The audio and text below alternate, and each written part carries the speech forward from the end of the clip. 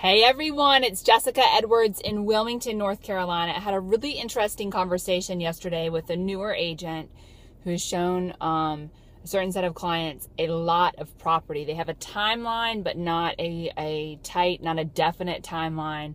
They're definitely purchasing. I won't go into all the reasons for why they are. So they're definitely purchasing, but they've looked at a lot of houses and they continue to look at one more thing or change a location. And the question or the topic came up, is it possible or do you think that someone can look at too many houses and get very confused? And I said, absolutely yes.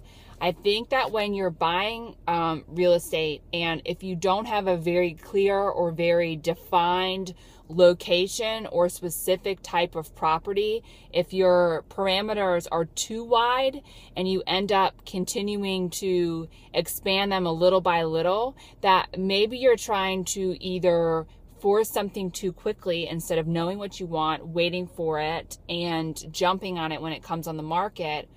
Or you've looked at so many things that your judgment is sort of cloudy, if you will, and you've started, having an issue with every single thing that you look at and forgetting about looking for that property that just shines like a diamond, when sometimes maybe you need to go back to the drawing board and start from square one.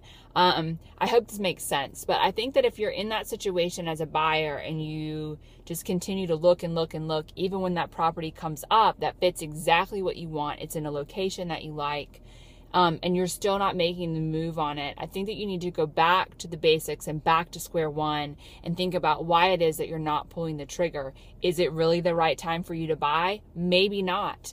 Do you need to really hone in on what the most important things are, stick to those, and let go of some other things? So I think that if you're in this situation, this perpetual sort of not quite there, unless it's somebody that wants one specific neighborhood and you're waiting for, something to come up in that neighborhood and it hardly ever does, that's a totally different scenario. But if you're working with clients as an agent that are in this situation, I think it's your job to really help them and guide them. They need you as your agent to help guide them through the process. And if you're a buyer in this situation, I think sometimes you just have to sort of put the brakes on and just revisit everything. So hopefully this makes sense. But anyways, if you have any thoughts or comments, feel free to email me. And of course, check us out at thecarolinasfinest.com. Thanks so much for listening. I hope you have a wonderful day.